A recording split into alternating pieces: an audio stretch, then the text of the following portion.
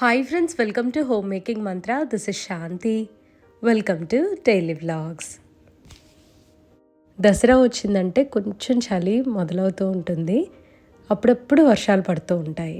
విజయవాడ కనకదుర్గమ్మ గుడిలో నవరాత్రులు సెలబ్రేట్ చేసుకుంటూ ఉంటారు కదా.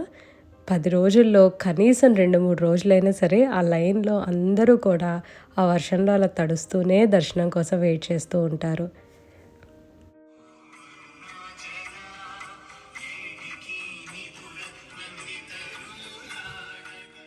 సిద్ధుకి స్కూల్ స్టార్ట్ అయిపోయింది. తన కోసం అని చెప్పి బెండకాయ ఫ్రై చేస్తున్నాను. లంచ్ బాక్స్ ప్యాక్ చేయాలి కదా.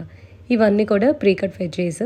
నేను లేవటంతోనే కొద్దిగా ఫ్రెష్ అయిపోయి వెంటనే ఇంకా వంట స్టార్ట్ చేస్తాను. చాలా ఫాస్ట్గా అయిపోతుంది.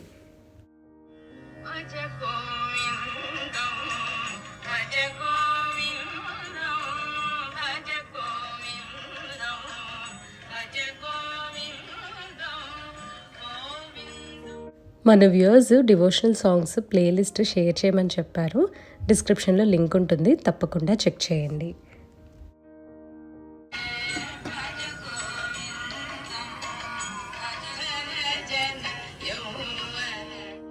మార్నింగ్ వెజిటబుల్ జ్యూస్ తీసుకుంటున్నాము. బీట్స్ అండ్ క్యారెట్స్ యూస్ చేసి జ్యూస్ ప్రిపేర్ చేసా.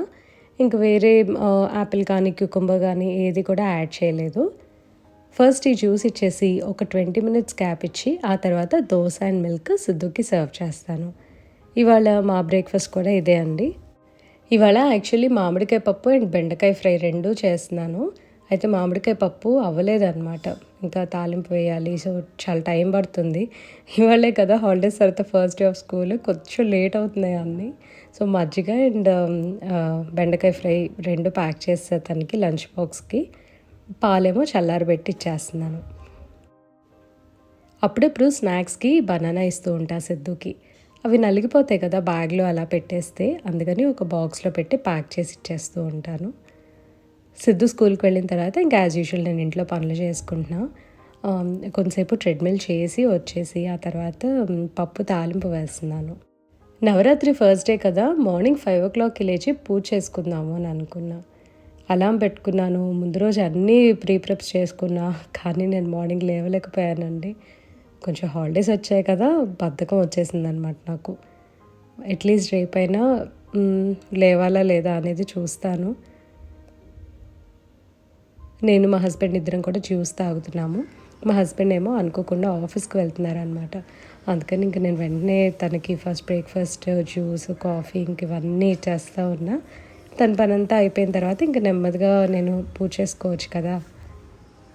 ఒక 1 వీక్ హాలిడేస్ వచ్చేసరికి కొంచెం బద్ధకిస్తున్నాను. మళ్ళీ బ్యాక్ టు రొటీన్ వచ్చేసేయాలి అని చెప్పి ఇంక ఇవాళైతే జ్యూస్, టిఫిన్, కాఫీ ఇంక ఇవన్నీ పెట్టుకున్నా అనమాట. అసలు ఒక్కటి కూడా మిస్ చేయకుండా అన్నీ చేయాలి అని. యాజ్ యూజువల్ 2 కూరలు ప్రిపేర్ చేస్తాను కదా, బెండకాయ ఫ్రై అండ్ పప్పు కూడా చేశాను. ఇది కొన్న దోశ పిండి అండి. నేను అసలు పిండి కూడా రుబ్బలేదు. మాకు ఇక్కడ ఈజీగా దొరుకుతాయి అన్నమాట. బాగుంటుంది దోశ పిండి అయితే. అల్లం పచ్చడి నేను ప్రిపేర్ చేశాను కదా, ఆల్రెడీ వీడియో కూడా షేర్ చేశాను. ఇది ఫ్రిడ్జ్లో ఉంచేసాను, వాటర్ కలపలేదన్నమాట, అందుకనే బాగా గట్టిగా ఉంది. దోశ అల్లం పచ్చడి చాలా బాగుంటుంది. పైగా చలికాలంలో వేడివేడి దోశలు, అల్లం చట్నీ అసలు ఇంకా టేస్టీగా ఉంటుంది అన్నమాట.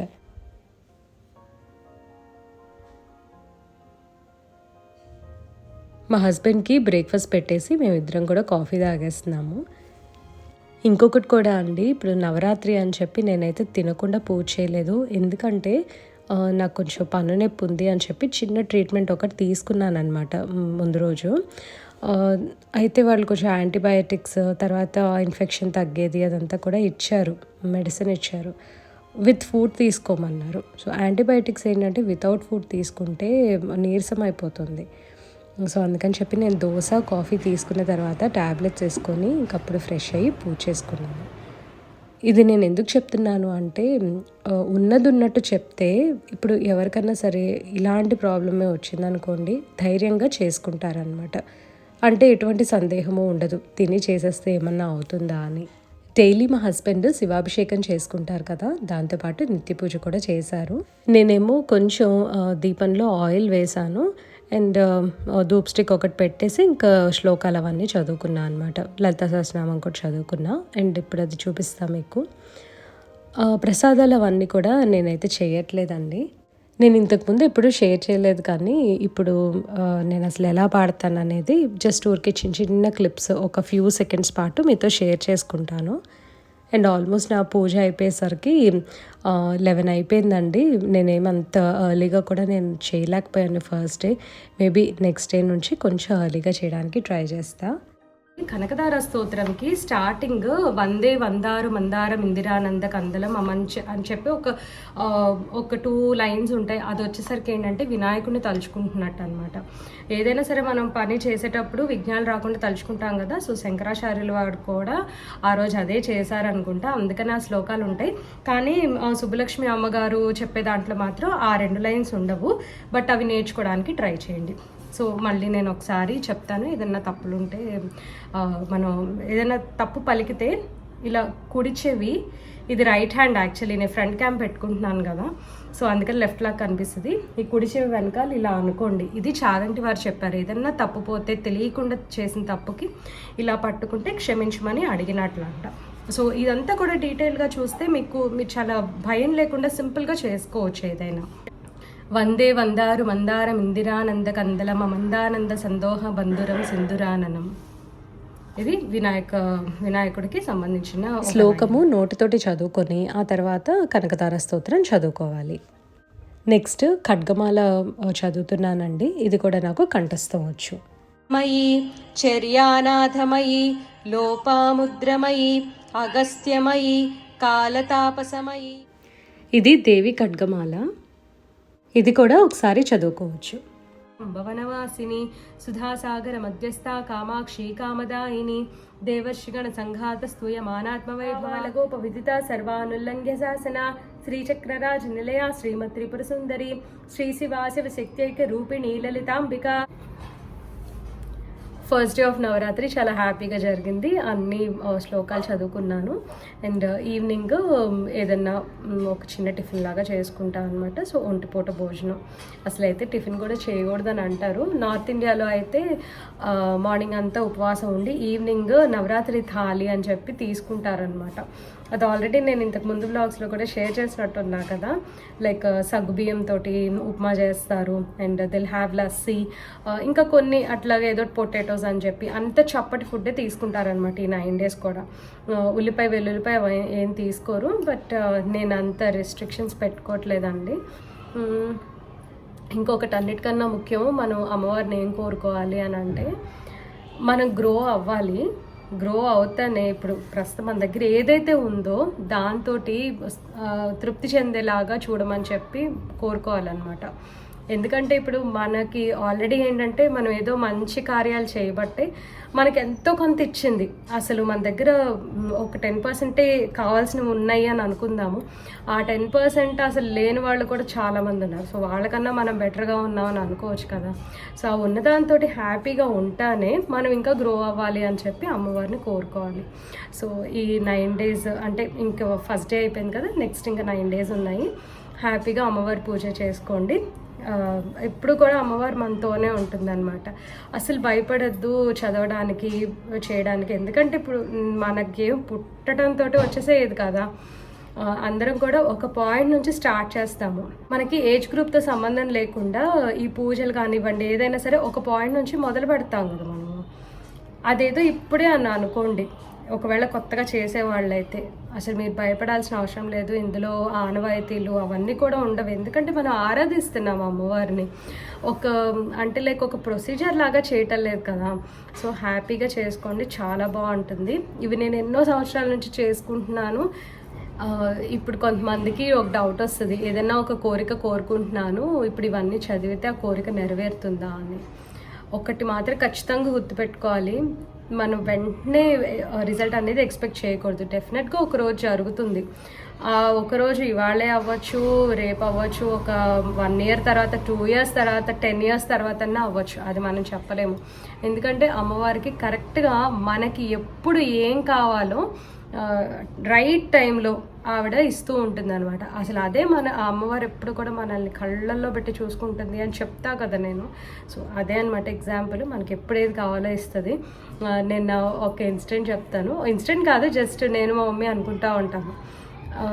అందరు చాలామంది మొక్కుంటారు, వాళ్ళకి వెంటనే మొక్కులు తీరిపోతాయి కదా, మనకి ఎందుకు అవ్వవు అని నేను మా మమ్మీ బాగా డిస్కస్ చేసుకుంటాం దీని గురించి. అయితే తర్వాత నవ్వుకుంటాం కూడా. ఏదన్నా ఒకటి మేము అనుకున్నది కొన్నాళ్ళకి జరిగితే అనుకుంటాం, చూసావా అప్పుడు చేయలేదు ఇప్పుడు జరిగింది అని అంటే, సో ఎందుకే జరిగిందేమో అని చెప్పి మేము అనుకుంటూ ఉంటాం. అంటే మనకి ఏది ఎప్పుడు కావాలో ఆ రైట్ టైంలో ఇస్తుంది. ఎందుకంటే ఇప్పుడు అనవసరంగా ఇప్పుడు చూడండి, నాకు ఏ ఫంక్షన్స్ ఏమి పార్టీస్ ఏమీ లేవు. ఇప్పుడు నేను వెళ్ళిపోయి ఒక మంచి కాస్ట్లీ శారీ తెచ్చుకున్నాను అనుకో, అది ఏముంది అలమార్లో పడి ఉంటుంది కదా, నో యూజ్. సో మనకి ఎప్పుడైతే కావాలో అప్పుడు కొనుక్కుంటే చక్కగా హ్యాపీగా ఆ మూమెంట్ని ఎంజాయ్ చేయొచ్చు అనమాట. సో సేమ్ అమ్మవారు అంతే చేస్తుంది, మనకి ఎప్పుడు ఏం కావాలో చక్కగా ఇస్తుంది అనమాట. సో ఎదురు చూడండి, ఆవిడ్ని ఈ లోపల ఆరాధిస్తూ ఉండండి. అప్పుడప్పుడు ఏంటంటే డిసప్పాయింట్మెంట్స్ కామన్. మనం అనుకుంటూ ఉంటాం ఇన్ని పూజలు చేస్తున్నాం అసలు అవ్వట్లేదు, ఎందుకు నాకే ఈ ప్రాబ్లమ్స్ అని. మీకే కాదండి, ప్రతి ఒక్కళ్ళకి ఆ ప్రాబ్లం అనేది ఉంటుందన్నమాట. ప్రాబ్లమ్స్ లేని మనిషి అంటూ అసలు ఈ భూమి మీదే ఉంటారు. వాళ్ళకి ఒకటి కాకపోతే ఇంకొక విధంగా అయినా సరే ఏదో ఒక ప్రాబ్లం అనేది ఉంటుంది. అసలు ప్రాబ్లమ్స్ లేకపోతే మనం దేవుణ్ణి లెక్క చేయం కదా. పువ్వులు ఇచ్చే ఆవిడ మార్నింగ్ రాలేదండి, ఈవినింగ్ వచ్చి ఇచ్చేళ్ళారు.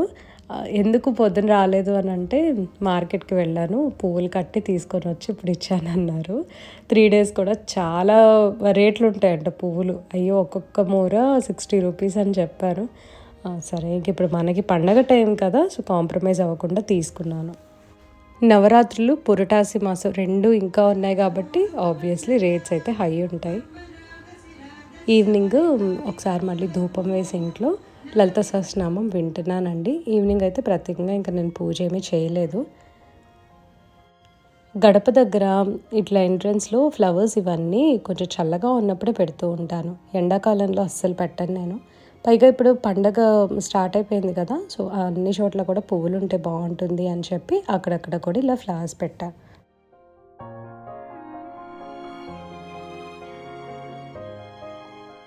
మార్నింగ్ అన్నం పప్పు కూరలు నార్మల్గా తీసుకున్నా. ఈవినింగ్ ఏమో సగ్గుబియ్యం ఉప్మా చేసుకుందాము అని చెప్పి, సాబుదానా కిచిడి సాబుదానా ఉప్మా అని అంటారు కదా, సో అది చేసుకుందాము అని సగ్గుబియ్యం నానబెట్టాను. సాబుదానా కిచిడి నాకు అసలు చేయడం రాదు, జస్ట్ ఏదో అలా పైన కలిపేస్తూ ఉంటాను. ఒక్కొక్కసారి స్టిక్కీగా వస్తుంది, ఒక్కొక్కసారి పొడిగా వస్తుంది. మా ఇంట్లో ఎవరు తినను, నేను ఒక్కదాన్ని కాబట్టి ఎలా వచ్చినా సరే నాకు బాధ లేదు. సగ్గుబియ్యం మాత్రము బాగా నానితే టేస్ట్ బాగుంటుంది. ఇందులో పల్లీలు పొటాటోస్ ఏమి వేయలేదండి, నాకు అంత ఓపిక లేదు. ఊరికే నేను ఇవాళ చెప్దాం అనుకుంటున్నాను. ఇదండి ఇవాళ వీడియో. మీ అందరికీ నచ్చింది అనుకుంటున్నా. నచ్చితే తప్పకుండా లైక్ చేయండి, కమెంట్ చేయండి, ఛానల్కి సబ్స్క్రైబ్ చేసుకోండి. Thank you for watching. Thank you for your time.